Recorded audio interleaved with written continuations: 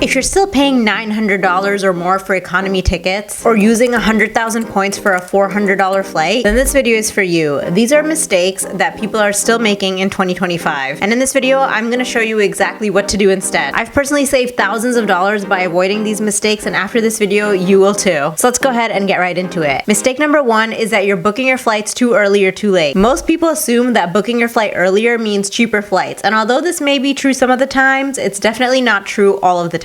Most airlines use something called dynamic prices, which means that the price changes every minute, every day, based on supply and demand. Given this, there are still some ideal time frames to book your flight to ensure that you get the best price. For domestic flights, it's best to book 1 to 3 months out in advance, and for international flights, it's best to book 2 to 6 months in advance. Actually, just a few months ago, about 5 months ago, I booked a flight to London that was coming out to around $750. And this was 5 months ago, so I thought I was being pretty proactive and that I got a decent deal. But literally 2 months before the flight, the price actually dropped down to the high 400s or 500s. I think it came down to like $520. That's what I saw last. So that's more than $200 that I could have saved if I had maybe just waited a little bit longer for that 2 to 3 month time frame instead of booking out 5 months in advance. Again, it's hard to time this perfectly, but it's important to put alerts on so that way you are notified if your flight price drops and you can potentially get your flight changed and save that money. A bonus tip is that Google Flights actually now shows a cheapest time to book bar, so make sure you use that as your guide when you are booking flights. Mistake number two is checking only one website or one airline. Relying on only Expedia or just American Airlines to book your flight is a very fast track to overpaying. The fix to this is to always start your flight search using Google Flights. Google Flights aggregates all of the different airlines and all the different routes into one place. You can also cross-check with Skyscanner, which does something very similar, especially for international flights. If there are any other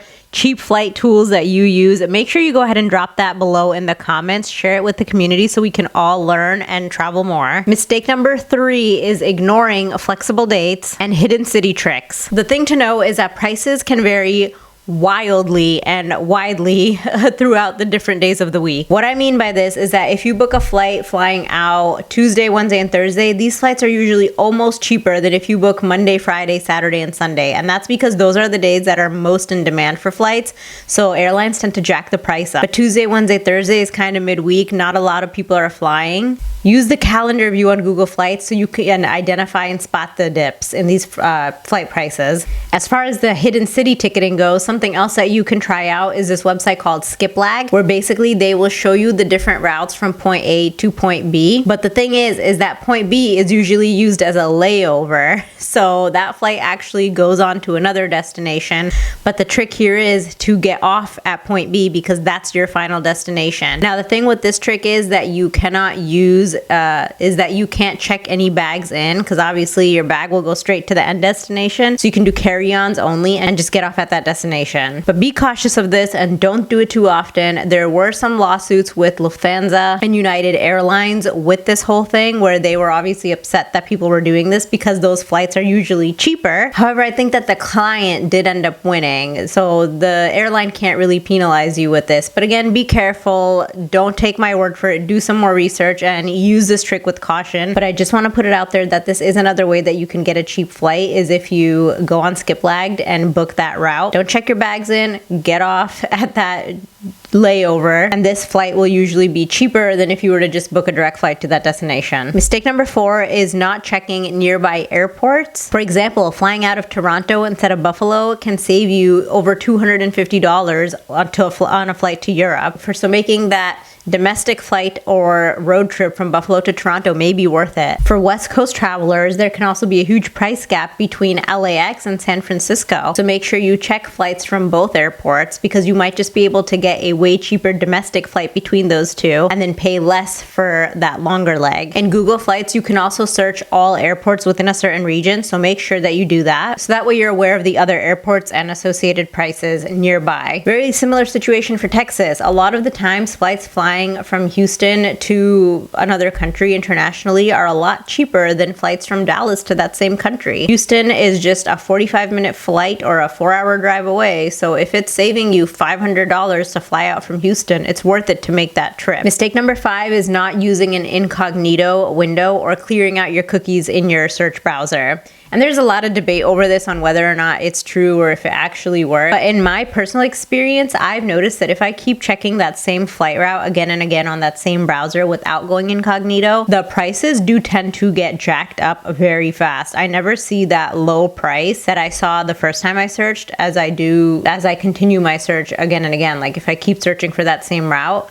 So I think there might be some truth to it. So it's worth it to just try to go incognito or clear all your cookies or your search history in those websites. Mistake number 6 is not using your credit card points or using them poorly. You know what still shocks me is that majority of people actually don't even use their credit card points still, or they redeem them in a way that leaves some serious money on the table and they're not maximizing their points. Let me break this down. You have to look at the value you are getting per point. That's called your cents per point, or CPP. It's basically your cash price divided by points price times 100, and that's what gives you your cents per point, or your CPP. Here's a quick example. If a flight costs $500 or 60,000 points, you're getting just 0.83 cents per point. That's low, not a total waste, but far from ideal. The goal is to try to aim for 1.5 to 2 cents per point or higher. That's when your points are working smart and not hard. That's kind of the sweet spot, and that's what you want to aim for. Now let me give you a real life example from my recent trip to London. When I looked my trip up to London, it was coming out to something crazy like 90,000 points for a round trip flight. So when I ran the numbers, the redemption value came out to something like 0.9 cents per point. And so that to me was not worth it. And so instead I decided to pay cash because the ticket price was good. It wasn't great, but it was decent and reasonable. And so now I'm saving those 90,000 points for a bigger trip, or maybe even a business class ticket down the line. I'm definitely going to save it for a trip where I can get the redemption to be 1.5 to that 2.0